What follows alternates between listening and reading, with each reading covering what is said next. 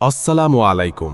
রমজানের প্রতিটি মুহূর্ত হীরা জহরত থেকেও দামি, কিন্তু সঠিক পরিকল্পনার অভাবে আমরা অনেকেই এই সময়গুলো হেলায় হারাই। আজ আমরা একজন রোজাদারের আদর্শ রুটিন, দোয়া কবুলের গোপন সময় এবং কিছু পারিবারিক ও সামাজিক সমস্যার সমাধান নিয়ে আলোচনা করব। একজন প্রশ্ন করেছেন, একজন রোজাদারের জন্য রমজানের প্রতিটি দিনের আমলের রুটিন কি হওয়া উচিত? কিভাবে দিনটি কাটালে রোজা সার্থক হবে? রমজানের রুটিন হওয়া উচিত সকাল থেকে রাত পর্যন্ত ইবাদত ও সুশৃঙ্খল কাজের সমন্বয়। তবে একটি কথা সবচেয়ে গুরুত্বপূর্ণ, আপনি অনেক বেশি আমল করতে পারেন বা না পারেন, অন্তত একটি কাজ অবশ্যই করবেন, তা হল গুনাহমুক্ত থাকা। ফরজ রোজা রেখে যদি আপনি মিথ্যা, গীবত, ঝগড়াঝাঁটি এবং সব ধরনের হারাম কাজ থেকে নিজেকে বাঁচিয়ে রাখতে পারেন, তবেই আপনার রোজা সার্থক। ফরজ নামাজগুলো সময়মতো আদায় করা এবং গুনাহ থেকে বেঁচে থাকাই হল সফল রমজানের মূল চাবিকাঠি। একজন প্রশ্ন করেছেন, রমজানে কি দোয়া কবুলের আলাদা কোনো সময় আছে? কখন দোয়া করলে আল্লাহ তাআলা বেশি কবুল করেন? নবী সাল্লাল্লাহু আলাইহি ওয়াসাল্লাম বলেছেন, ৩ ব্যক্তির দোয়া ফেরত দেওয়া হয় না, তার মধ্যে একজন হলেন রোজাদার। বিশেষ করে ইফতারের ঠিক আগের সময়টা দোয়া কবুলের শ্রেষ্ঠ সময়। অথচ আমরা সেই সময়টাতে ইফতারি সাজাতে বা ছোলা মুড়ি মাখাতে ব্যস্ত থাকি।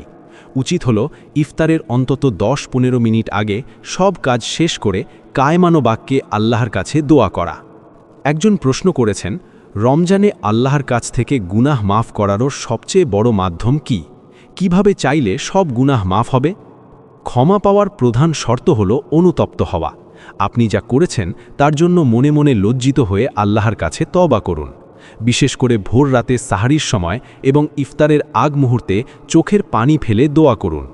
হালাল উপার্জন এবং একাগ্রতা থাকলে আল্লাহ অবশ্যই আপনার গুনাহ মাফ করবেন।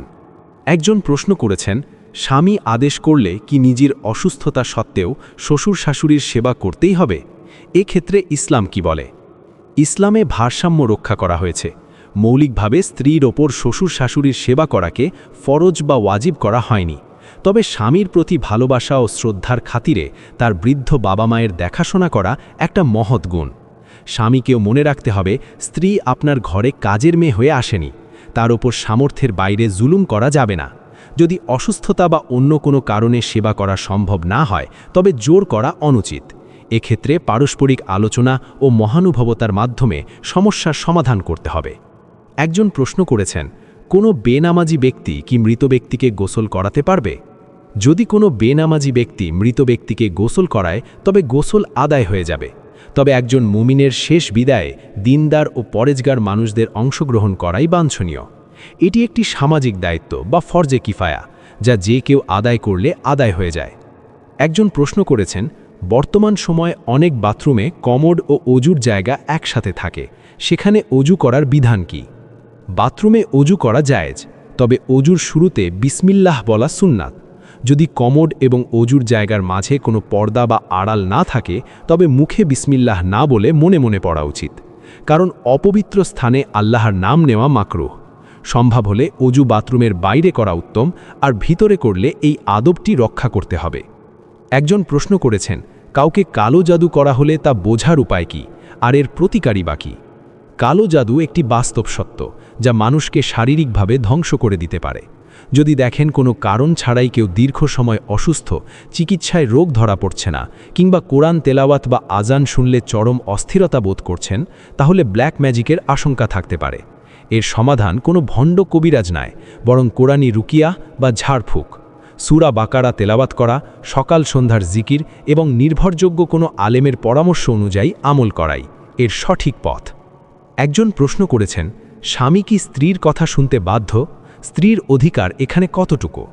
ইসলাম একটি সুন্দর পরিবার ব্যবস্থা দিয়েছে, যেখানে পুরুষকে অভিভাবক বা দায়িত্বশীল করা হয়েছে। এর মানে এই নয় যে স্বামী একনায়কতন্ত্র চালাবেন। নবীজি তার স্ত্রীদের বৈধ আবদার ও বিনোদনের সুযোগ দিতেন। ইসলাম সমান অধিকারের চেয়ে ন্যায্য অধিকারের উপর জোর দেয়। সংসারকে সুন্দর রাখতে স্বামীর যেমন স্ত্রীর কথা শোনা উচিত, স্ত্রীরও উচিত স্বামীর অভিভাবকত্বকে সম্মান করা। পশ্চিমের পারিবারিক ব্যবস্থার ভাঙন আমাদের শেখায় যে আল্লাহর দেওয়া এই সুশৃঙ্খল ব্যবস্থার মধ্যেই প্রকৃত শান্তি নিহিত। জীবন চলুক ইসলামের আলোয়, আর আমাদের প্রতিটি পদক্ষেপ হোক আল্লাহর সন্তুষ্টির জন্য। আজ এ পর্যন্তই। আল্লাহ হাফেজ।